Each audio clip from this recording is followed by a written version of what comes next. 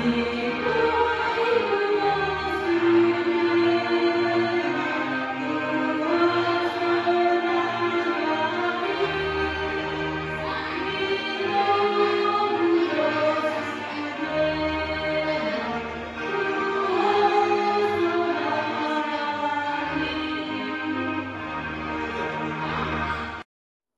satukan hati kita berdoa. Bapa kami yang di surga, yang kami kenal melalui Putra-Mu Tuhan kami, Yesus Kristus. Kami ucapkan syukur padamu Tuhan atas segala nikmat berkat yang Kau berikan pada kami sampai saat ini. Bapa kami yang baik, sebentar lagi kami akan mendengarkan sebagian dari firman-Mu. Berkatilah kami ya Tuhan, sehingga firman-Mu dapat bertumbuh, berkembang, dan berbuah di dalam hati dan pikiran kami. Sehingga kami mampu mengaplikasikan di dalam kehidupan kami ya Tuhan. Di dalam nama anak-Mu Tuhan kami, Yesus Kristus, kami ucapkan syukur padamu. Amin. Saudara-saudariku yang dikasihi dalam nama Tuhan kita Yesus Kristus, selamat pagi, salam sejahtera untuk kita semua. Firman Tuhan yang akan menyapa kita pada pagi hari ini tertulis dari Roma, pasal kedua, ayat yang keempat. Demikianlah bunyi firman Tuhan.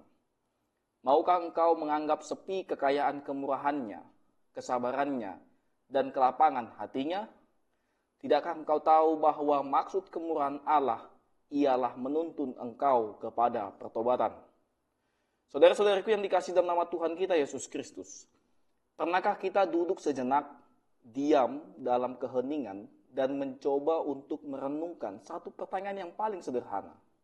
Mengapa Tuhan begitu sabar kepada kita?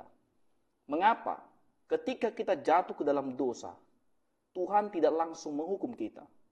Mengapa ketika kita lalai dalam kehidupan rohani kita, Dia tetap memberikan napas kehidupan setiap pagi? Sekalipun Dia tahu bahwa di hari yang sama kita akan mengecewakannya. Dan mengapa Dia masih membiarkan kita untuk tetap hadir dalam kehidupan kita saat ini?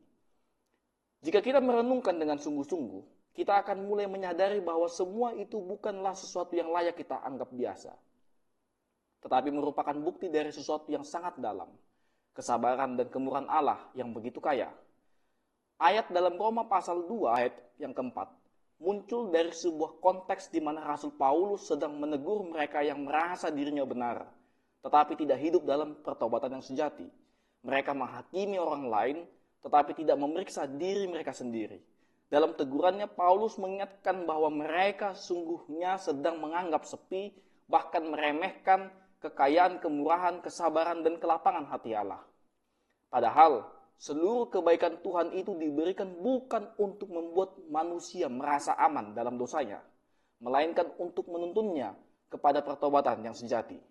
Saudara-saudariku semua, ketika kita mengalami berkat setiap hari, kita hidup dan tetap berjalan meskipun kita sadar bahwa kita sebenarnya tidak sungguh-sungguh taat kepada Tuhan. Janganlah sampai kita salah paham.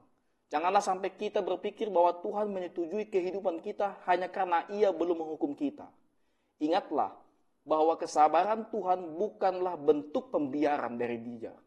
Kesabaran Tuhan adalah waktu dan ruang yang akan Ia berikan kepada kita supaya kita sadar, supaya kita berani berbalik arah, supaya kita berani kembali kepadanya sebelum terlambat. Sama seperti seorang ayah yang melihat anaknya berjalan ke arah yang salah, tetapi masih berharap sang anak akan menyadari dan berbalik. Demikian juga Allah dalam menanti kita dengan penuh kasih, supaya kita datang kembali kepadanya. Betapa dalamnya kemurahan Tuhan itu, Rasul Paulus menyebutnya sebagai kekayaan kemurahan. Artinya, kemurahan Tuhan itu melimpah, tidak terbatas, tidak bisa habis, tetapi justru karena kemurahan itu begitu melimpah, kita sering kali hidup dalam rasa lengah. Kita merasa aman, kita merasa bahwa tidak ada konsekuensi atas perbuatan dosa-dosa kita. Kita sering kali menunda-nunda pertobatan. Kita mengatakan dalam hati, nanti saja, saya masih muda, atau Tuhan pasti akan mengerti, atau saya belum siap Tuhan untuk berubah. Tetapi saudaraku semua, firman Tuhan hari ini adalah menjadi cerminan yang jujur untuk kita pandangi. Jangan-jangan kita sedang mempermainkan kemurahan Tuhan. Jangan-jangan kita sedang menumpuk murka di hari yang akan datang, karena kita terus menolak untuk bertobat. Saudara-saudariku semua, mari kita datang kepada Tuhan dengan kerendahan hati, dengan hati yang hancur, dan berkata, Tuhan ampuni aku tidak mau menyia-nyiakan kesabaran-Mu, aku mau bertobat, aku mau berubah, aku mau kembali ke dalam kehendak-Mu. Dan ketika kita berkata demikian dengan tulus, maka kasih dan anugerahnya akan memuliakan kita, menguatkan kita, dan memberikan hidup kita yang baru dalam Kristus. Hari ini saudara-saudaraku semua, mari kita membuka hati kita. Mari kita renungkan kehidupan kita masing-masing. Adakah bagian dari hidup kita yang sedang menjauh dari Tuhan? Adakah dosa yang sering kita pelihara diam-diam tanpa kita sadari? Adakah kita mulai terbiasa hidup tanpa doa, tanpa firman Tuhan, tanpa keinginan untuk menyenangkan hati Tuhan?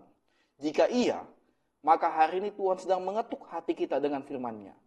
Mengingatkan kita bahwa kemurahan-Nya bukan alasan untuk nyaman dalam dosa, melainkan sebagai undangan dari Tuhan untuk kita, untuk berbalik dan hidup dalam pertobatan yang sejati. Maka itu saudara-saudaraku semua, jika hari ini kita masih diberikan kesempatan oleh Tuhan untuk mendengarkan firman-Nya, ini adalah anugerah yang besar dari Tuhan.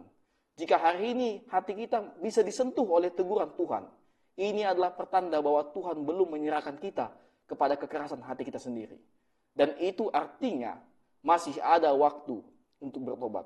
Jangan tunggu sampai hati ini menjadi beku dan tidak lagi peka. Jangan tunda pertobatan sampai hari esok. Karena kita tidak tahu apakah hari esok itu akan ada bagi hidup kita. Kiranya firman Tuhan ini menggugah hati kita, menggerakkan hati kita untuk tidak tinggal diam dalam kenyamanan semu dan fana itu, tetapi hidup dalam pertobatan sejati setiap hari dan setiap hari. Amin. Kasih karunia dari Tuhan Yesus Kristus, serta kasih setia Allah Bapa, dan persekutuan Roh Kudus, memberkati dan menyertai kamu sekalian hari ini, esok, dan sampai selama-lamanya. Amin.